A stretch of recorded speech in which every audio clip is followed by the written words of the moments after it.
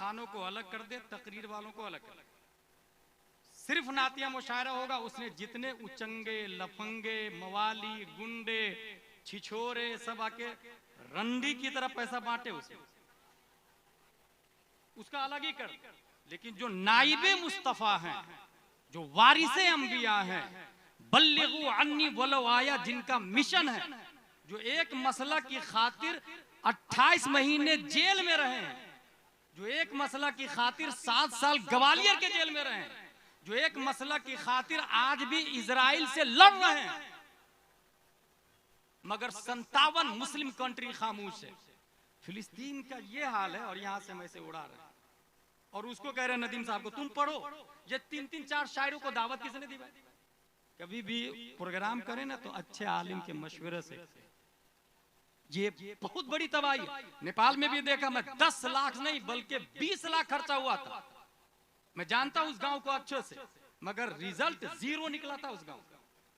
20 लाख से ज्यादा। शब्बीर को बुलाया था उस काले आदमी को जो अली अली अली अली पढ़ता है, जबकि उलमा ने कहा जिस प्रोग्राम में सिर्फ अली का जिक्र हो, सिद्दीक अकबर का जिक्र ना हो, तो वो जलसा गैर शऊरी तौर से मिल्लत इतने बड़े वली का नाम है, इतने बड़े वली का नाम है कि एक बार मैं इलाहाबाद भारतगंज में तकरीर करने गया तो वहां का एक नेता बोला कि एक जमीन के लिए केस लड़ रहा हूं। मैंने कहा क्यों? कहा वो जमीन की रजिस्ट्री निकाली गई तो पता चला मुजाहिद मिल्लत के नाम से रजिस्ट्री थी।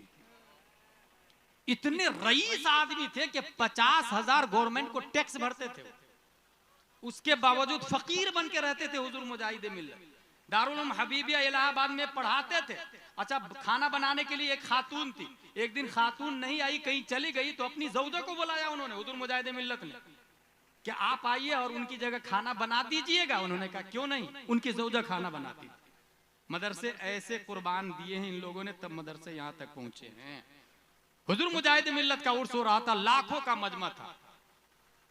वहां एक बात ये मैंने बताई कि मरकज़ अहले सुन्नत जो बरेली शरीफ है, आला हजरत मुफ्ती आजम है, ये देखिए वो साहब हंस रहे हैं, वो क्या तकरीर सुनेंगे ये साहब, ये देखिए देखा है उसको क्या बोला मैंने, बता मैंने क्या बोला, बता। यही होता है, तवज्जो से सुने समझे।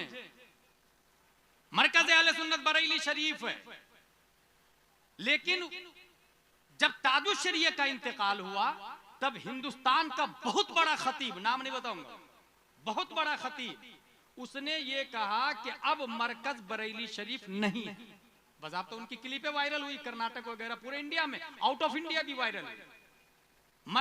दलील क्या दी उन्होंने? उन्होंने ये कहा कि मरकज 3 नस्लों तक रहता है बस। पहले हिंदुस्तान का मरकज बरेली शरीफ नहीं था, पहले था दिल्ली, और 3 नस्लें मरकजी शख्सियत की हैसियत से रही है। शाह वलीउल्लाह मोहद्दिस देहलवी, शाह अब्दुल अजीज मोहद्दिस देहलवी, शाह अब्दुल कादिर देहलवी। मरकज खत ट्रांसफर हो गया दिल्ली से खैराबाद। 3 नस्लों तक वहां मरकज रहा है। फजले इमाम खैराबादी, अब्दुल हक खैराबादी, फजले हक खैराबादी, मरकज खत ट्रांसफर हो गया बदायूं शरीफ। 3 नस्लों तक यहां मरकजियत रही है। फजले रसूल बदायूनी, अब्दुल मुक्तदिर बदायूनी, अब्दुल कादिर बदायूनी, ये तीनों उलमा इंतकाल किए, मरकज खत्म, ट्रांसफर हो गया बरेली शरीफ। 3 नस्ल तक यहाँ भी मरकज बाकी। आला हजरत मुफ्ती आजम हिंद ताजुश शरीयह, अब ताजुश शरीयह का इंतकाल हो गया, अब मरकज बरेली नहीं है। ये किसने कहा? खतीब ने। बहुत वायरल हुई बात, बहुत वायरल हुई। जब गुलाम जिलानी अजहरी के कानों में आवाज आई तब मैंने कहा सुने साकितुल एतबार खतीब साहब, आपका कयास कयास माल फारिक है, क्योंकि प्लान पे गौर करें जो आपने दलील दी है। दिल्ली से मरकज इसलिए खत्म हुआ था कि शाह वलीउल्लाह मोहद्दिस देहलवी, शाह अब्दुल अजीज मोहद्दिस देहलवी, शाह अब्दुल कादिर देहलवी, यकीनन बहुत बड़े आलिम, करोड़ों रहमतें हो इनकी कब्र पर, मगर जाने से पहले हिंदुस्तान की सुन्नियत के लिए इंसाइक्लोपीडिया देकर के नहीं गए। नतीजतन मरकज ट्रांसफर हो गया खैराबाद। फजले इमाम खैराबादी, फजले खैराबादी, अब्दुल हक खैराबादी, बहुत बड़े आलिम, करोड़ों रहमतें हो इनकी कब्र पर, मगर जाने से पहले सुन्नियों को इंसाइक्लोपीडिया नहीं दिया, कोई थ्योरी और लाइफ स्टाइल नहीं दी कयामत तक। नतीजतन मरकज खत्म, ट्रांसफर हो गया बदायूं शरीफ। फजले रसूल बदायूनी, अब्दुल कादिर बदायूनी, अब्दुल मुक्तदिर बदायूनी मरकज खत ट्रांसफर बरेली शरीफ इसलिए हुआ कि उन्होंने जुज़वी किताबें लिखी मगर जाने से पहले इंसाइक्लोपीडिया नहीं दिया। रह गई बात बरेली शरीफ की तो साकितुल एतबार खतीब साहब आप अच्छे से सुन लें, मरकज यहां से इसलिए ट्रांसफर नहीं होगा कि आला हजरत जाने से पहले 10,000 किताबें, 1,000 किताबें, 10,000 सवालों के जवाब, 300 मंजूम कलाम, 200 किताबों पे तकरीज और 185 किताबों पर हाशिया लिखा। आला हजरत आलिम का नाम है, इंतकाल आलिम का होता है, लेकिन आला हजरत जाने से पहले फतावा रज़विया दे करके गए। फतावा रज़विया आलिम का नहीं, इल्म का नाम है और वो आज भी मौजूद है। कंजुल ईमान आलिम का नहीं, इल्म का नाम है। मसलक आला हजरत की दलील फतावा रज़विया है, कंजुल ईमान है जो आज भी जिंदा है। कंजुल ईमान नहीं मरता है, फतावा रज़विया नहीं मरता है। पता ये चला मसलक आला हजरत की दलील फतावा रज़विया कल भी जिंदा था, आज भी जिंदा है और कयामत तक जिंदा रहेगा। जब तक फतावा रज़विया कंजुल ईमान जिंदा रहेगा तब तक हमारा मरकज बरेली रहेगा।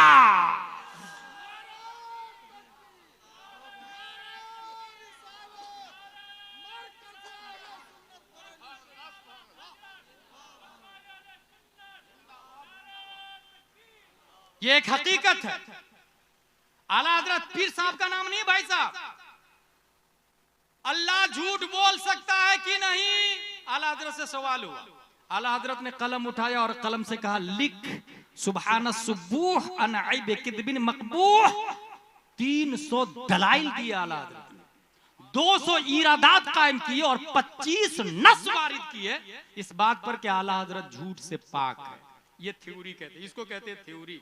और ये याद होना चाहिए आप लोग को ताकि इस्लाम को बचा सके। नबी दाफ़अल बलियात, दाफ़अल बलियात, दाफ़अल बलियात। लोहना शरीफ खानकाह में कभी कभी नमाज पढ़ने का मौका मिलता है, हाजी अहमद हुसैन साहब नमाज पढ़ा के दुआ करते रहते, या दाफ़अल बलियात, या दाफ़अल बलियात। आला हजरत से सवाल हुआ, नबी को दाफ़अल बलियात कहना जायज है कि ना जायज है? आला हजरत ने कलम से कहा लिख अल अमन वल उला लिनाइयतिल मुस्तफा बिदाफ़िल बला। 262 दलीलें दी आला हजरत ने, 262 दलीलें इस बात पर कि नबी दाफ़अल बलियात है और कहना जायज है। और 262 में 40 आयतें कुरान शरीफ से। और आपको हैरत होगी 5 आयतें तौरात इंजील जबूर से भी पेश कर दिया था उन्होंने। इससे जानते क्या पता चला? आला हजरत तौरात के भी आलिम थे, इंजील के भी आलिम थे, जबूर के भी आलिम थे। कितने लोग यहाँ तौरात इंजील को देखा है, बल्कि फतावा रज़विया को नहीं देखा होगा। अगर मैं बोलूं फतावा रज़विया लाना है, गौसिया रज़विया में 10,000 रुपया की जरूरत है, एक आदमी देख खड़ा हो जाए, कोई नहीं देगा। नदीम भाई को ऐसे से उड़ा उड़ा के देगा। अच्छा खतीब को कोई नहीं दे रहा, हैरत की बात है, खतीब को कोई नहीं देता, जबकि जायज यहाँ भी अफजल है। क्योंकि एक जिम्मेदार खतीब अगर इल्म सिखाता है तो तालीम की उजरत जायज है, फतावा रज़विया शरीफ में लिखा हुआ है। ये रस्म रिवाज की बात, मुझे जरूरत नहीं है कि आप अभी दें, लेकिन रस्म बता रहा हूं, हालात बता रहा हूं, मुआशरा बता रहा हूं। आला हजरत से पूछा गया अंगूठा चूमना, अशहदु अन्ना मुहम्मद रसूलुल्लाह, ये अंगूठा चूमते हैं ना, कहां लिखा? ये हराम है कि हलाल है, कहां लिखा? कौन बताएगा? ये मसला आला हजरत से पूछा। खानकाहें तो और भी थी ना, मगर आला हजरत से पूछा। आला हजरत ने कलम से कहा लिख मुनीरुल ऐन फी हुक्म तकबीलिल इबहाम। 150 किताबों से 405 हवाले नकल किया आला हजरत रज़ियल्लाहु ताला अन्हु इस बात पर कि अंगूठा चूमना जायज है। कितने हवाले? 405 हवाले दिए। एक हवाला भी आप बता सकते किस किताब में लिखा हुआ है? क्योंकि हमारे यहाँ जलसे का माहौल जो देख रहे हैं आप, इसलिए मैं कह रहा हूं मरकज हमारा बरेली शरीफ है। कुछ लोग पेपर बांट रहे हैं कि मरकज बरेली शरीफ नहीं, अब दूसरी जगह हो गया। उनसे मैं कहूंगा भाई, हाफिज मिल्लत से किसी ने कहा था इतने उलमा आपके साथ में, मरकज का ऐलान कर दीजिए ना। तो हाफिज मिल्लत ने कहा ऐलान तो कर दूं मैं, मगर अहमद रजा कहां से लाऊंगा? और अब गुलाम जिलानी अजहरी का कहना है हिंदुस्तान और की तमाम खानकाहों से मरकज का ऐलान तो आप कर लोगे, फतावा रज़विया कहां से लाओगे? कंजुल ईमान कहां से लाओगे? नेपाल में भी कुछ लोग मरकज बदलना चाह रहे हैं भाई, लोहना शरीफ को हटाकर मरकज कहीं और ले जाना चाह रहे हो। मरकज इमारत तो बना लोगे, शेर नेपाल कहां से लाओगे? शेर नेपाल कहां से लाओगे? बिहार का मरकज मकसूदपुर है, तुम कहीं और बना लो, शेर बिहार कहां से लाओगे? ये समझने वाली बात है। उड़ीसा का मरकज धामनगर शरीफ है मेरे भाई, ये उलमा से समझ में आएगा। काम सिस्टमेटिक होना चाहिए। अपने बच्चे को उर्दू अरबी जरूर पढ़ाए, स्कूल पढ़ा रहे हैं पढ़ाएं, उर्दू अरबी जरूर पढ़ाएं, जरूर, तभी दीन को समझ में आएगा, दीन समझ में आएगा, इस्लाम समझ में आएगा। वरना एक साल का बच्चा जैसे मोबाइल को लात मार के फेंक देता है, ऐसे ही 50 साल के इंसान भी ईमान को लात मार के फेंक देगा और पता भी नहीं चलेगा मैं काफिर हो गया। क्योंकि ईमान कोई पकड़ने वाली चीज है। क्या ये ईमान है, मैंने पकड़ के, I have Iman in my pocket, ईमान मेरे पास है ना जेब के अंदर। ईमान कोई पकड़ने वाली चीज है क्या? ईमान मानने वाली चीज है। कुरान अल्लाह का कलाम है, माना तो मोमिन, नहीं माना काफिर। नमाज फर्ज है, माना मोमिन, नहीं माना काफिर। रोजा फर्ज है, माना मोमिन, नहीं माना काफिर। निकाह के बगैर औरत हलाल नहीं होती, लिविंग रिलेशनशिप हराम है, माना मोमिन, नहीं माना काफिर। ये कब से ये सब लिखा हुआ है किताबों में। इसलिए मैं कह रहा हूं, खुद नहीं पढ़े तो उलमा से जुड़ जाए, बच्चों को जरूर पढ़ाए, सुलह कुल्लियों से अलर्ट रहे। जो लोग अकाबिर के मुखालिफ है, अकाबिर हिंद को ढोल के पोल बोलते हैं, मसलक के मुखालिफ है, तादुश्शरिया के मुखालिफ है, अपने ईमान की हिफाजत उन लोगों से दूर रख के करे। न मदरसे में चंदा दे, न अपने बच्चे को भेजे। अच्छा, डिसाइड कौन करेगा ये मदरसा सुलह कुल्ली ग्रुप का है, उस्मानी ग्रुप का है? कौन डिसाइड करेगा? आप मत डिसाइड करना, उलमा से पूछना, मुफ्ती इजहार साहब से पूछना, अल्लामा ज़ियाउल मुस्तफा साहब से पूछना। बासलाहियत उलमा बताएंगे कि कौन सुन्नी सही अकीदा है। वमा अलैना इल्लल बलाग। अस्सलामु अलैकुम, खड़े होकर सलातो सलाम पढ़ लें। उसके बाद काज़ी क़ुज़ात फिर नेपाल हुजूर अल्लामा ज़ियाउल मुस्तफा साहब दुआ। तादुश्शरिया के मिशन को लेके वो आगे बढ़ते हैं। पूरे हिंदुस्तान, आउट ऑफ इंडिया भी यही उनका तरीका है, यही पैगाम। वो तकरीर नहीं करते, वो यही कहते हैं कि जो तादुश्शरिया का मौक़िफ़ है वो हमारा मौक़िफ़ है। नतीजतन उनको खबर जा चुकी है यहाँ से कि 20 से ज्यादा कैमरा वाले आए हैं। जलसा का ये तरीका नहीं, नंबर 1 2 रात का जलसा नहीं, 1 रात का जलसा होना चाहिए। और जितने नौजवान यहाँ पैसे बांट रहे थे ना, इनको होना ही नहीं चाहिए। या तो 2 तरीके से प्रोग्राम करें, नात खानों को अलग कर दे, तकरीर वालों को अलग कर दे। सिर्फ नातिया मुशायरा होगा, उसने जितने उचंगे, लफंगे, मवाली, गुंडे, छिछोरे सब आके रंडी की तरफ पैसा बांटे, उसका अलग ही कर। लेकिन जो नाइबे मुस्तफा हैं, जो वारिसे अंबिया हैं, बल्लिगु अन्नी वलो आया, जिनका मिशन है, जो एक मसला की खातिर 28 महीने जेल में रहे हैं, जो एक मसला की खातिर 7 साल ग्वालियर के जेल में रहे हैं, जो एक मसला की खातिर आज भी इजराइल से लड़ रहे हैं, उन लोगों को अलग जलसा करें। उसमें सिर्फ नाइबे मुस्तफा होंगे, आलिम खतीब होगा, उनकी तकरीर होगी। ये एक सही तरीका होगा, ताकि इस तरीके से बदनज़मी और इंतशार का माहौल नहीं होगा। एक जलसा था 5, 6, 7 मई 1972 में। ये इस जलसे में कई लाख रुपए खर्चा हुआ, आपको पता है। 40,000 से ज्यादा तो गुलजार मियाँ के लिए ज़ादेरा भेजा गया। कमेटी वालों ने पूरी कोशिश की, 6 महीने पहले से तारीख ली गई। जो सरकार गुलजार मियाँ ने तारीख दी थी, वही तारीख पे जलसा हो रहा। उसके बावजूद इस हराम कारी की खबर लगने की वजह से वो नहीं आए। अब बताए क्या करें? कमेटी की गलती है, हजरत की गलती है, या कैमरामैन की गलती? किसने दावत दिया इनको? कौन बुलाया इनको? समझे भाई जरा, हम लोग किसको इस्लाम समझ रहे हैं, किस माहौल में जा रहे हैं, किसको जलसा समझ रहे हैं? 2 लाख रुपया खर्चा हुआ। क्या 2 लाख से किसी इदारे का एक रूम नहीं बनाया जा सकता? क्या 2 लाख से किसी यतीम को दारुल उलूम में पढ़ाया नहीं जा सकता था? क्या 2 लाख से किसी यतीम बच्ची की शादी नहीं कराई जा सकती?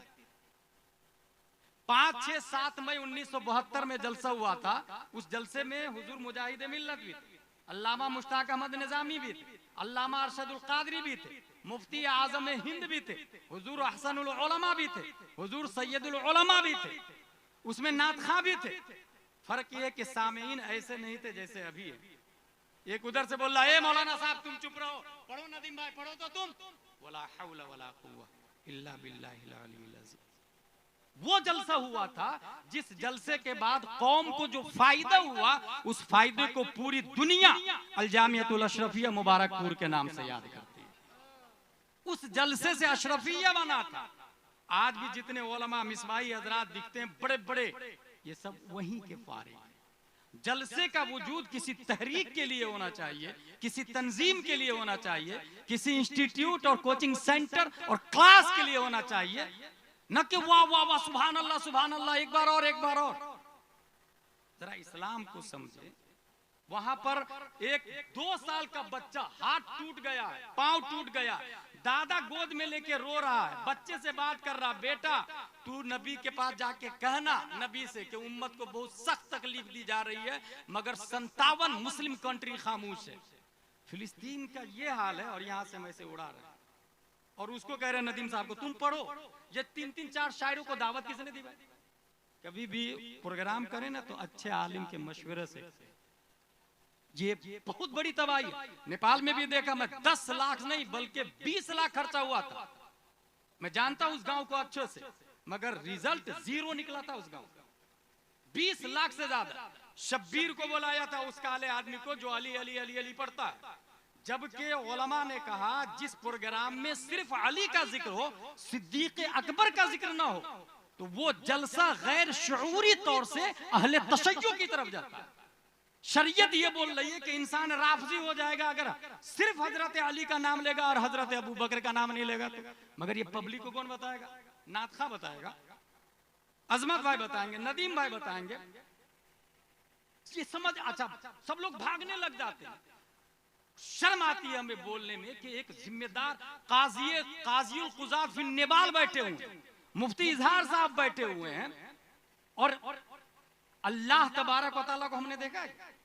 नहीं देखा ना, कोई देख भी नहीं सकता, लेकिन नबी ने देखा ना, नबी ने देखा ना अल्लाह तबारक व तआला को। और नबी को अबू बकर, उमर, उस्मान और अली ने देखा, उनको इमाम हुसैन ने देखा, उनको ज़ैनुल आबिदीन ने देखा, उनको इमाम मोहम्मद बाकर ने देखा, उनको इमाम जाफर सादिक ने देखा, उनको इमाम मूसा काजिम ने देखा, उनको इमाम अली रजा ने देखा, उनको मारूफ करखी ने देखा, उनको अहमद सिर्री सकती ने देखा, उनको जुनैद बगदादी ने, उनको अबू बकर शिबली ने, उनको अबुल फजल अब्दुल वाहिद तमीमी ने, उनको अबुल फरह तरतूसी ने, उनको अबुल हसन अली करशी हिकारी ने, उनको अबू सईद मुबारक मखजूमी ने, उनको सैयद अब्दुल कादिर जीलानी ने, उनको सैयद अब्दुल रज़ाक ने, उनको सैयद अबू साले नस्र ने, उनको मुहियुद्दीन अबू नस्र ने, उनको सैयद अली ने, उनको सैयद हसन ने, उनको सैयद अहमद जीलानी ने, उनको शेख बहाउद्दीन ने, उनको सैयद इब्राहिम एरजी ने, उनको मोहम्मद भिकारी बादशाह ने, उनको काजी जियाउद्दीन ने, उनको जमालुल औलिया ने, उनको सैयद मोहम्मद ने, उनको सैयद अहमद ने,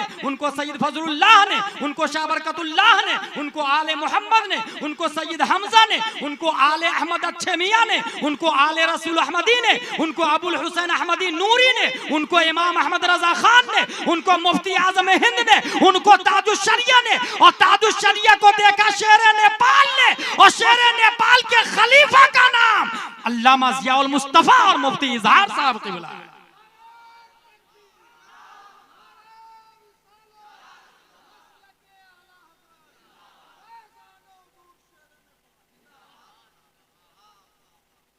इस्लाम बचाना, इस्लाम बचाना, कैसे बचेगा इस्लाम? ऐसे पैसा बांट के ऐसे इस्लाम बचेगा? कभी सोचे तन्हाई में जाके कि हम जो कर रहे हैं कितना सही कितना गलत है। असल में इस्लाम को एज अ दीन समझा ही नहीं हमने, नतीजतन जो हाल है वो आप देख रहे हैं। फिलिस्तीन में जब बच्चे का हाथ टूट रहा है तो जानते हैं, जब दर्द हो रहा है तो दूसरा आदमी कुरान पढ़ रहा है, और कुरान पढ़ते पढ़ते उसको स्टिचिंग की जा रही है, उसकी हड्डी जोड़ी जा रही है, उसकी चमड़ी जोड़ी जा रही है। अगर थोड़ा सा हाथ